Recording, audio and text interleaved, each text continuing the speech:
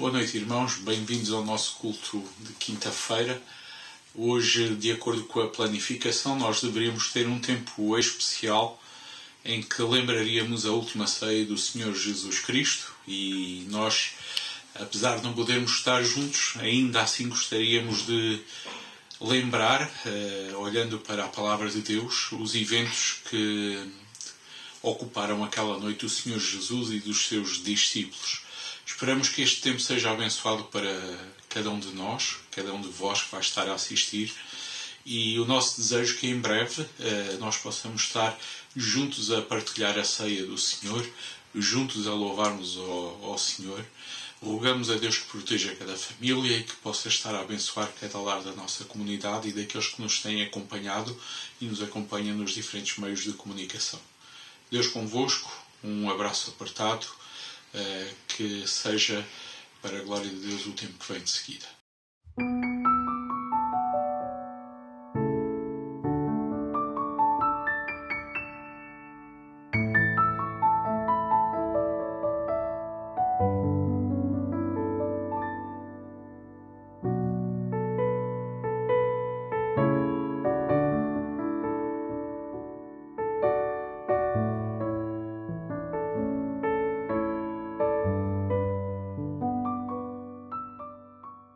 Leitura de Lucas, capítulo 22, versículo 7 ao 13. Chegou o dia da festa dos pães asmos, em que importava comemorar a Páscoa.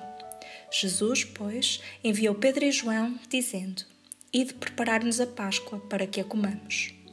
Eles lhe perguntaram: Onde queres que a preparemos? Então lhes explicou Jesus: Ao entrardes na cidade, encontrareis um homem com um cântaro de água. Segui-o até à casa em que ele entrar. E dizei ao dono da casa: O mestre manda perguntar-te: Onde é o aposento no qual hei de comer a Páscoa com os meus discípulos? Ele vos mostrará um espaçoso cenáculo mobilado. Ali fazei os preparativos. E, indo, tudo encontraram como Jesus lhes dissera, e prepararam a Páscoa. O mestre que o texto nos fala, o nosso Salvador Jesus Cristo, convida-nos a irmos até Ele. Nós que somos indignos pecadores, pela sua graça estamos dotados do privilégio de, tal qual estamos, irmos até ao Salvador para sermos purificados. Seguindo o exemplo dos discípulos, ainda que não seja nos mesmos moldes, preparemos a Páscoa lembrando-nos que o nosso Mestre, aquele que nasceu santo, morreu santo e que venceu a morte, foi castigado e pregado na cruz como pecador, para que nós, sujos desde o nascimento, pudéssemos estar limpos de qualquer impureza, tal qual estamos.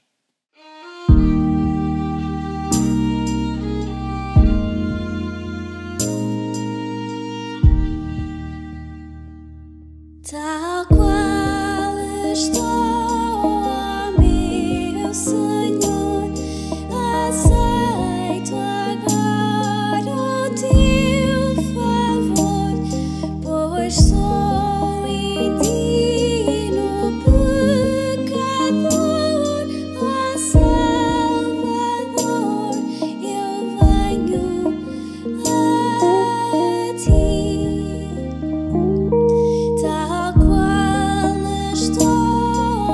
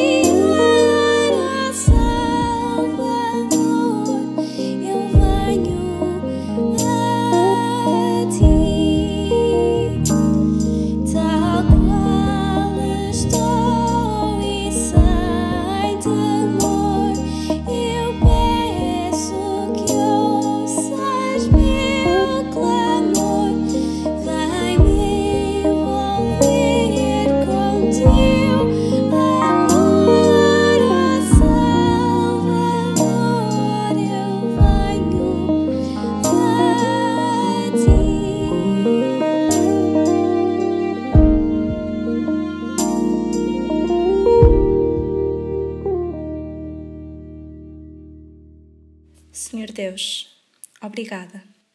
Obrigada porque podemos ir até Ti a cada dia, sabendo que Tu sempre nos aceitas, mesmo com as nossas falhas e temores. Te damos graças porque Tu podes limpar os nossos pecados. Obrigada pela vida que nos dás. Obrigada porque nesta semana podemos recordar o significado da Páscoa. Te agradecemos porque Tu morreste na cruz por nós e porque podemos juntos celebrar a Tua vitória sobre a morte.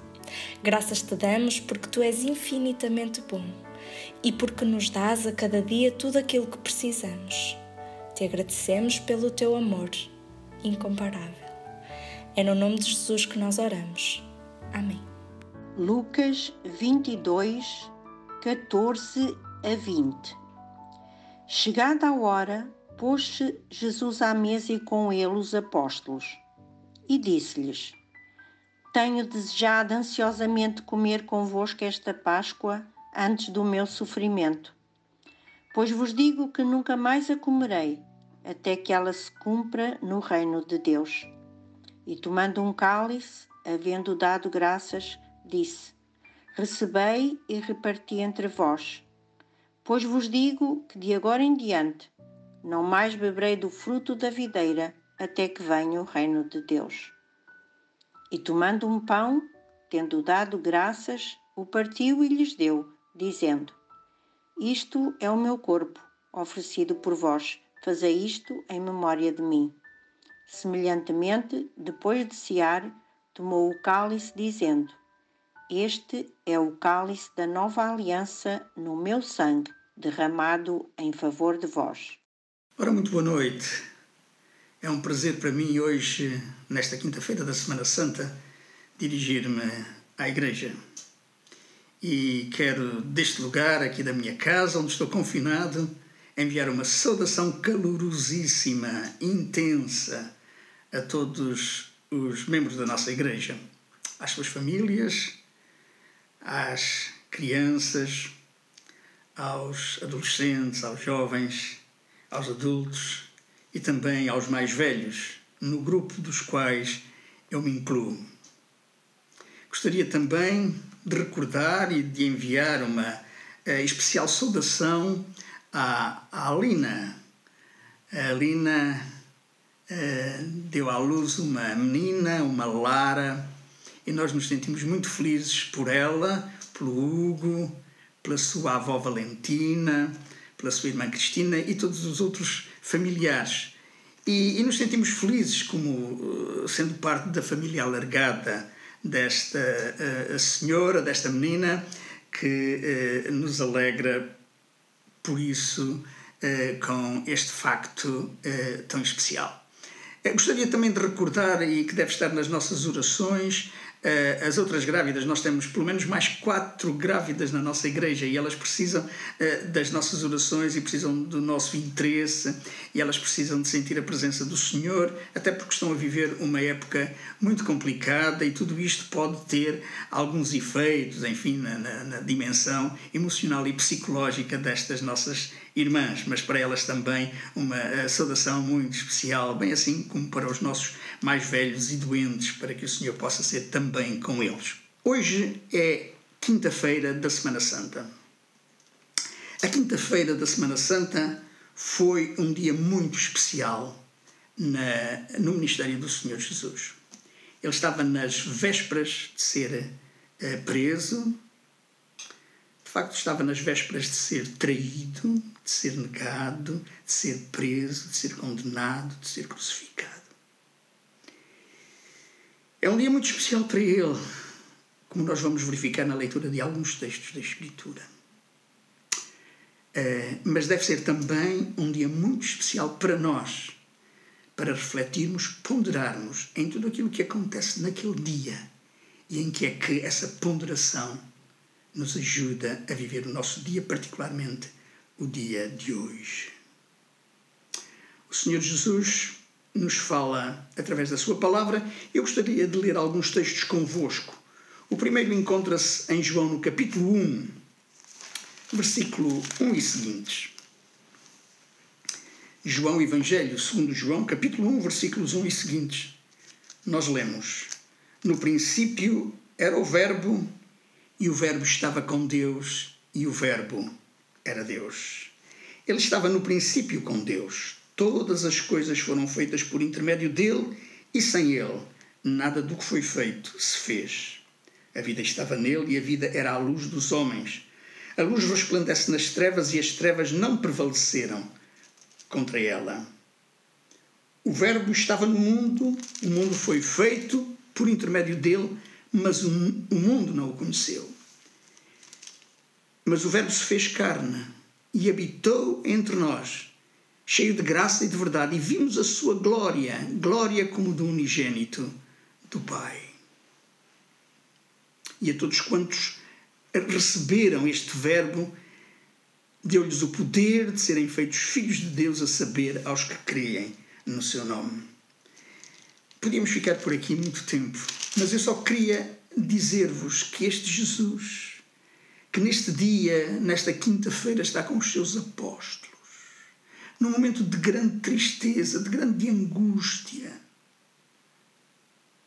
mas ao mesmo tempo, num momento em que ele vai transmitir uma mensagem poderosíssima, este Jesus, no meio dos seus apóstolos, ali no cenáculo, ele era o Verbo de Deus, ele era o Logos de Deus, ele é, com o Pai e o Espírito Santo, o Criador de todas as coisas. Nada do que foi feito se fez sem ele. Por isso, nunca nos devemos esquecer que este Jesus de Nazaré, na sua total humanidade, é também o Verbo de Deus, a Palavra de Deus, o Logos de Deus, o Criador de todas as coisas. Passemos agora para um outro texto, no capítulo 13 de João, Evangelho segundo João 13. Praticamente todo este capítulo é passado na quinta-feira, tanto quanto nós podemos saber. E no capítulo 13, versículo 1 e seguintes, nós lemos: Ora, antes da festa da Páscoa, sabendo Jesus que era chegada a sua hora de passar deste mundo para o Pai, tendo amado os que estavam no mundo, amou-os até ao fim. Durante a ceia, tendo já o diabo posto no coração de Judas Iscariotes, filho de Simão, que traísse a Jesus, sabendo este que o Pai tudo confiara às suas mãos e que ele viera de Deus e voltava para Deus, levantou-se da ceia, tirou a vestimenta de cima e, tomando uma toalha, cingiu-se com ela. Depois deitou água na bacia e passou a lavar os pés aos discípulos e a enxugar-lhes com a toalha com que estava cingido. Aproximou-se, pois, de Simão Pedro e este lhe disse: Senhor, tu me lavas os pés a mim? Respondeu-lhe Jesus: O que eu faço não sabes agora, compreendê-lo-ás depois. Disse-lhe Pedro: Nunca me lavarás os pés. Respondeu-lhe Jesus: Se eu não te lavar, não tens parte comigo. Então Pedro lhe pediu: Senhor, não somente os pés, mas também as mãos e a cabeça. Declarou-lhe Jesus: Quem já se banhou não necessita de lavar senão os pés. Quanto ao mais, está tudo limpo. Ora, vós estáis limpos, mas não todos, pois ele sabia quem era o traidor. Foi por isso que disse: Nem todos estáis limpos. Este é um texto impressionante, porque vemos o seguinte: é que Jesus, tendo amado os seus que estavam no mundo, os seus apóstolos, e não só, provavelmente, muitos daqueles que o acompanhavam, inclusive muitas mulheres, ele amou-as até ao fim.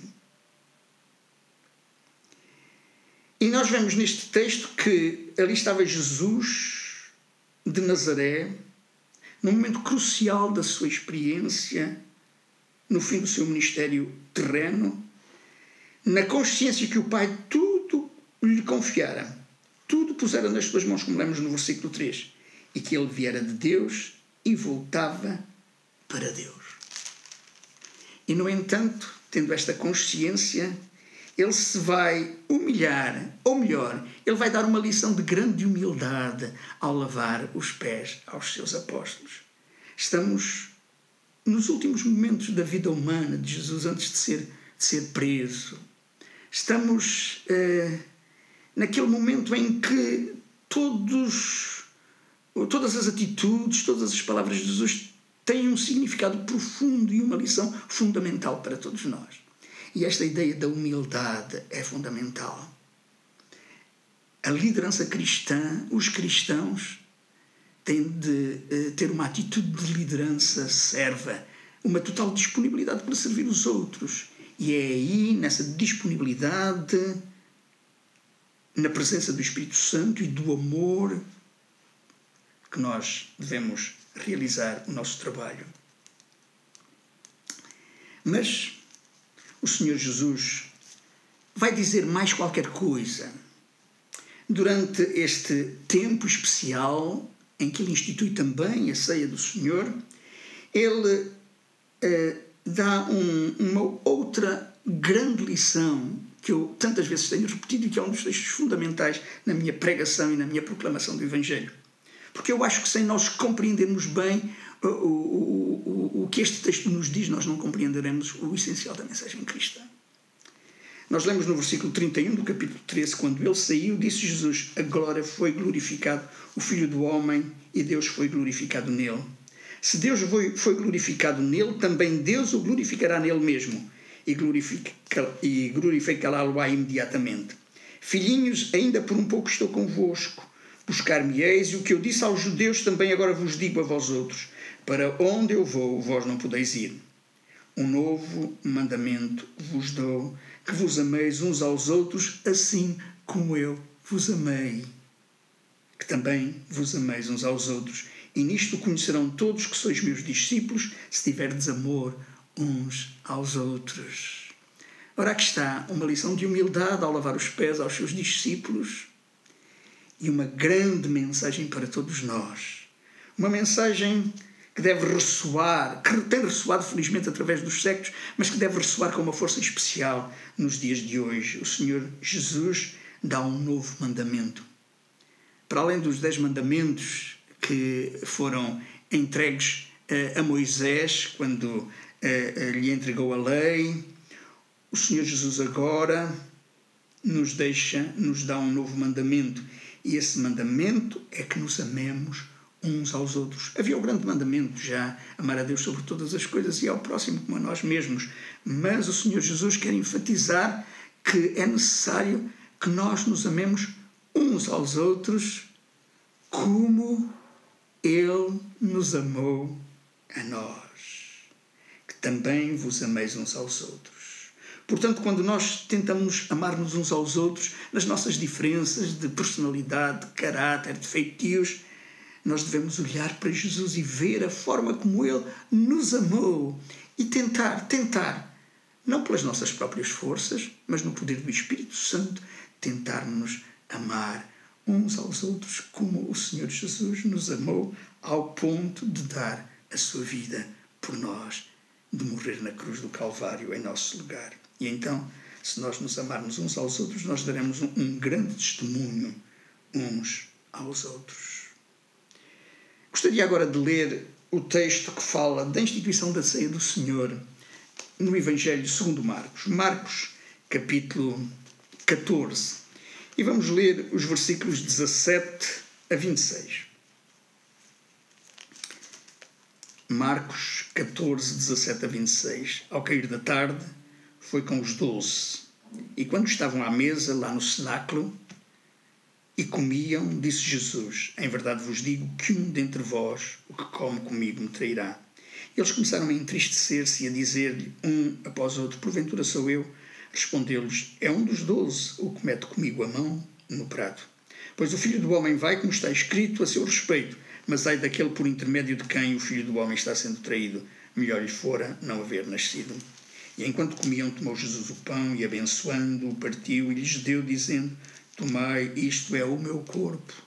A seguir tomou Jesus um cálice e, tendo dado graças, o deu aos seus discípulos e todos beberam dele. Então lhes disse: isto é o meu sangue, o sangue da nova aliança, derramado em favor de muitos. Em verdade vos digo que jamais beberei do fruto da videira, até àquele dia em que o hei de beber de novo no reino de Deus. E tendo cantado um hino, saíram para o Monte das Oliveiras. Eu gosto desta ideia. E tendo cantado um hino, saíram para o Monte das Oliveiras.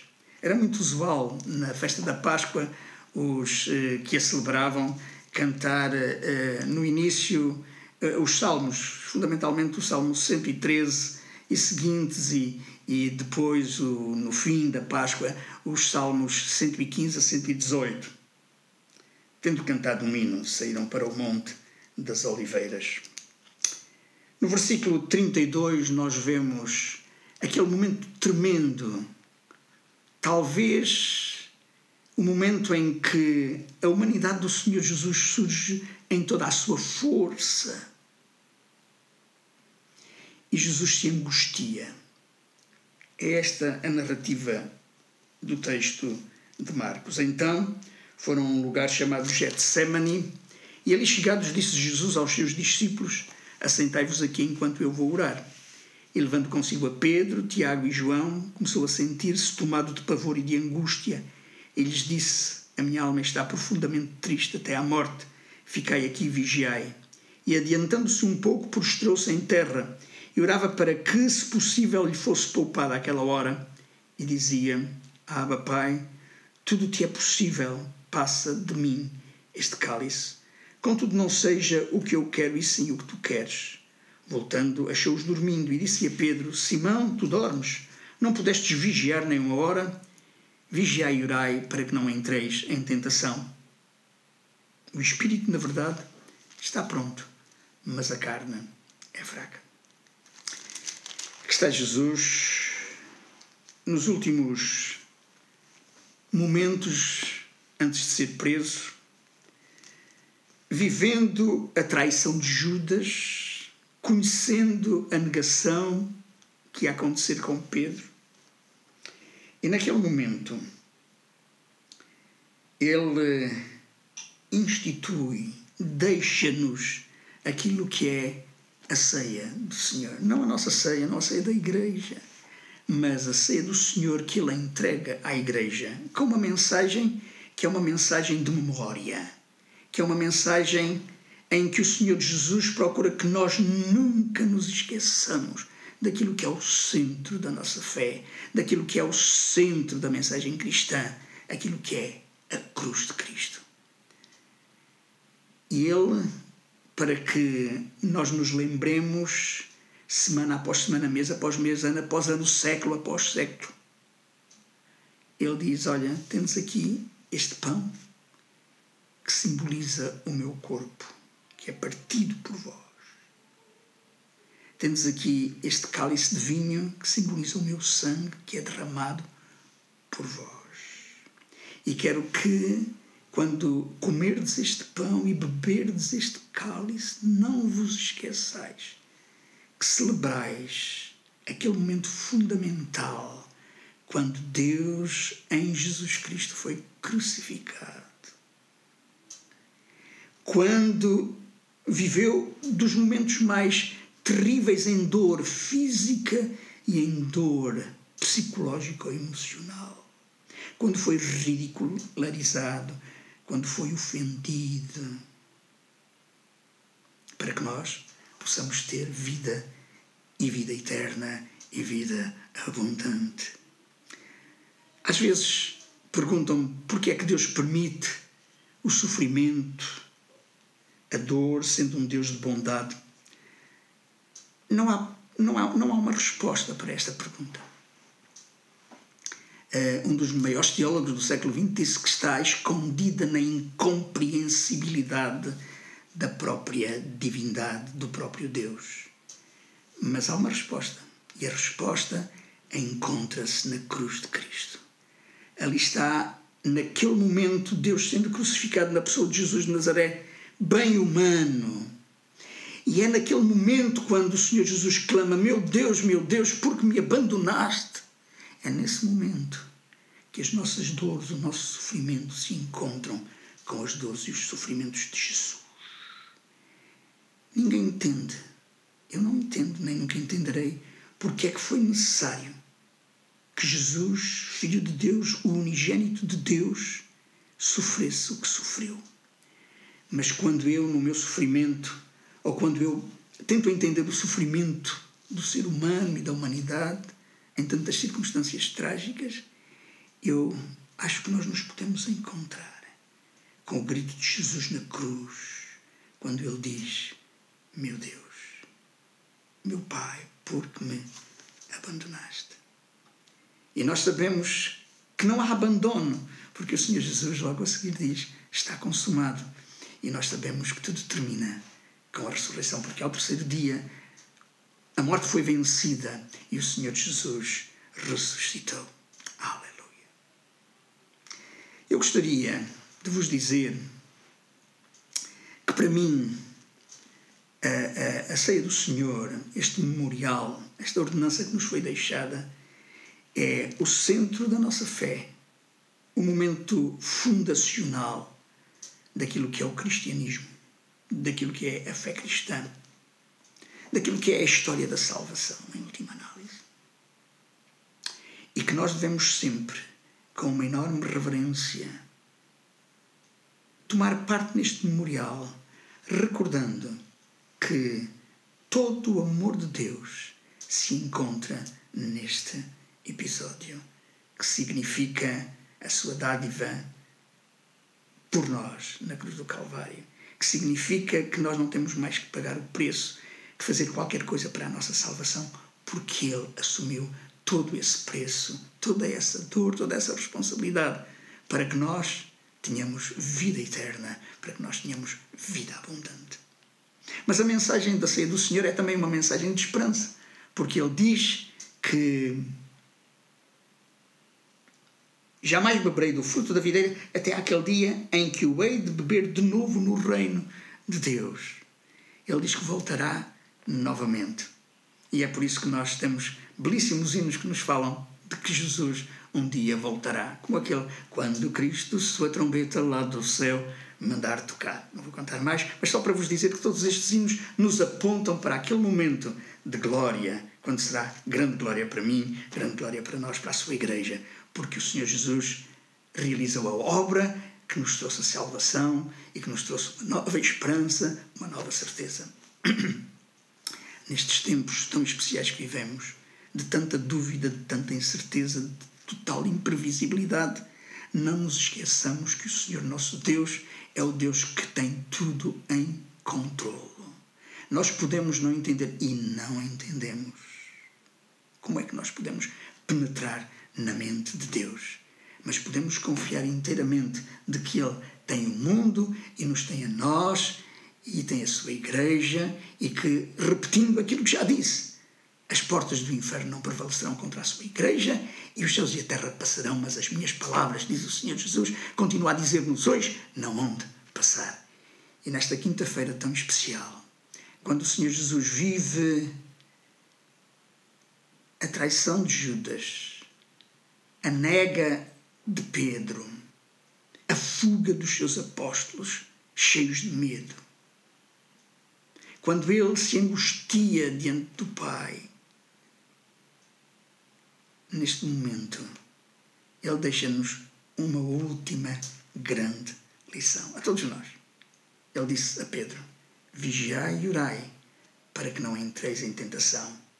O espírito, na verdade, está pronto, mas a carne é fraca. Reconheçamos a fragilidade da nossa carne, como reconheçamos a fragilidade de todas as instituições que os homens têm criado, como devemos reconhecer a fragilidade da própria ciência, embora, graças a Deus por ela e por aquilo que ela nos tem dado e por todas as conquistas tecnológicas.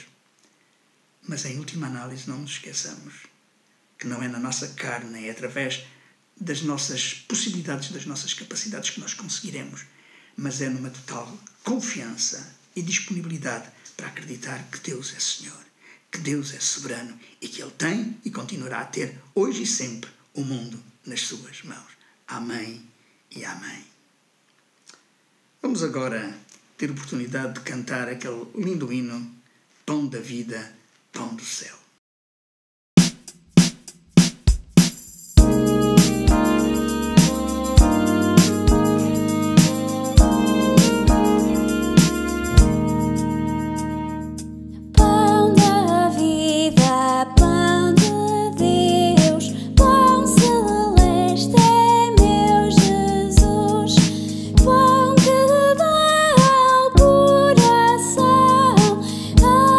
Alegria.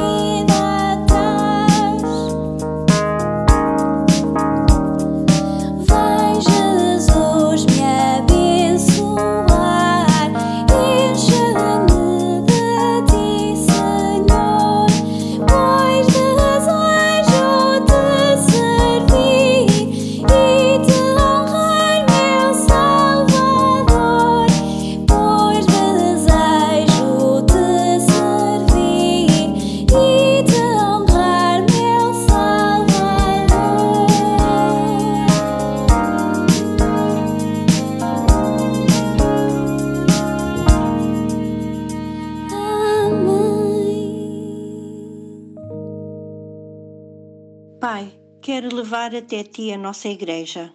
Temos tanto a Te agradecer. Tens sido o nosso refúgio e fortaleza em tempos difíceis. Nunca nos abandonaste, deste-nos sempre a Tua paz. Tens sido o nosso guia e pastor e, não tendo em conta as nossas falhas, com a Tua sabedoria, tens-nos conduzido a águas de descanso. À nossa Igreja imperfeita, porque nós o somos, tens dado visão do Teu reino nesta cidade e para além dela. Até nós tens trazido homens e mulheres de outros países que com as suas famílias têm enriquecido a nossa caminhada contigo. És Tu, Senhor, que tens tocado no coração daqueles que têm feito uma decisão de Te servir na nossa Igreja. Muito e muito obrigado. Ó Pai, sabemos que é Teu desejo continuar a operar na nossa Igreja e confiamos que nestes dias de quarentena continuas a ser a nossa força, dando-nos paz e alegria. Entre nós, alguns irmãos sofrem no corpo, outros estão ansiosos quanto à continuidade dos seus empregos e subsistência das suas famílias, e alguns sentem já os efeitos desta crise. Opera, Senhor, na vida de cada um. Também Te peço por cada filhinho Teu na nossa Igreja, do mais pequenino ao mais idoso. Te agradeço pela Lara, abençoa esta menina. Nas Tuas mãos deixo também o pastor Daniel. Dá-lhe sabedoria para dirigir a Tua Igreja sob a orientação do Teu Espírito. Protege-o e a sua família. Ó Pai, tem misericórdia do Teu povo. Ajuda-nos a sermos gratos cada dia, a sermos instrumentos do Teu amor e a permanecermos firmes em Ti. Grandes coisas tens feito pela nossa Igreja, ó Senhor. Te agradeço em nome de Jesus. Jesus saiu para o Monte das Oliveiras, como era o seu costume. Os discípulos foram com ele. Quando lá chegou, disse-lhes: peçam a Deus para não caírem em tentação. Afastou-se deles a uma curta distância e, pondo-se de joelhos, orava assim: Pai, se for do Teu agrado, livra-me deste cálice de amargura. No entanto, não se faça a minha vontade, mas sim a Tua. Nisto apareceu-lhe um anjo do céu que veio dar-lhe forças. Jesus estava muito angustiado e orava ainda com mais fervor, enquanto o suor lhe caía no chão como grandes gotas de sangue. Pai, se for da Tua vontade, afasta de mim este cálice. Contudo, não seja feita a minha vontade, mas a Tua. Jesus orou ao Pai pedindo obediência. Ele já sabia como seria a Via Crucis, que em breve se iniciaria. Ele sabia da dor, do sofrimento, da traição, da morte. Nada disso o impediu de pedir ao Pai para que a vontade soberana dele se cumprisse. Ele nos amou a tal ponto que escolheu pagar pelos nossos pecados e entregou a sua vida por judeus e gentios, homens e mulheres, não importa a cor, a língua, a nação. Fomos todos alcançados pela graça imerecida que Ele nos oferece. Há ainda alguma dúvida de quanto nos ama Jesus?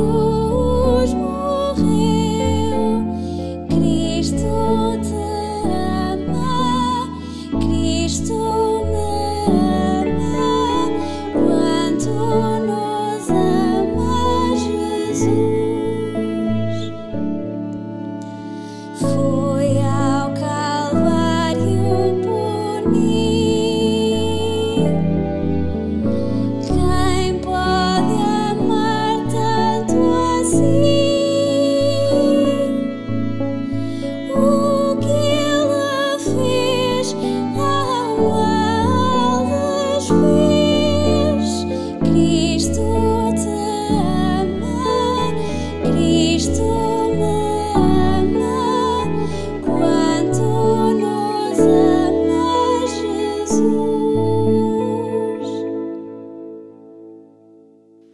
A ti, Deus, Criador dos céus e da terra, estamos aqui na tua presença para te louvar e engrandecer por tudo o que és, por tudo o que tens feito e ainda o que vais fazer. Louvamos-te, Deus, pela tua bondade, misericórdia e perdão. Louvamos-te porque a cada dia sentimos o teu cuidado e proteção. Louvamos-te pela tua fidelidade, por sempre cumprires as tuas promessas e nunca nos abandonares. Louvamos-te, Senhor, por tantas demonstrações do teu amor por nós. Louvamos-te, sim, Deus Pai, por enviares o teu Filho Jesus para morrer por nós na cruz. Que a nossa vida seja sempre de louvor e gratidão a ti, Deus. Amém. Eles prenderam Jesus e levaram-no à casa do chefe dos sacerdotes. Pedro seguia-o à distância. Os homens que estavam a guardar Jesus faziam troça dele e batiam-lhe. Enquanto isto, vendaram-lhe os olhos e perguntavam: se és profeta, adivinha quem te bateu? E diziam muitas outras coisas para o insultar. Serão sempre escassas as palavras para descrever o que Jesus, humilhando-se a si mesmo, padeceu por nós. Tomando o nosso lugar e cheio de misericórdia e graça, demonstrou que o seu amor é perfeito e justo. Descansamos assim na cruz, onde o nosso Salvador venceu a morte. O próximo hino fala disto mesmo.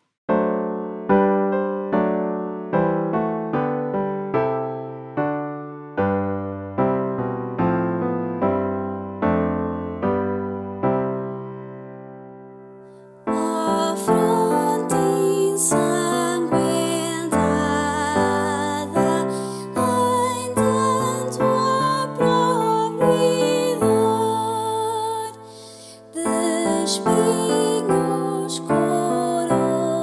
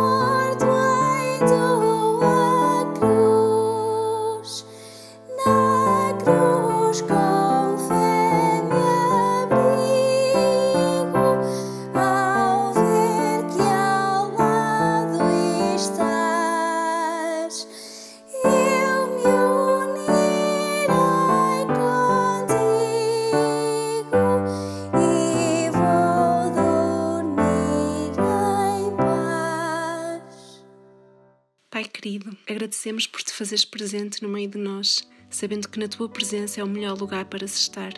Agradecemos-te pelo sacrifício remidor, eterno e perfeito de Jesus na cruz, em obediência a ti.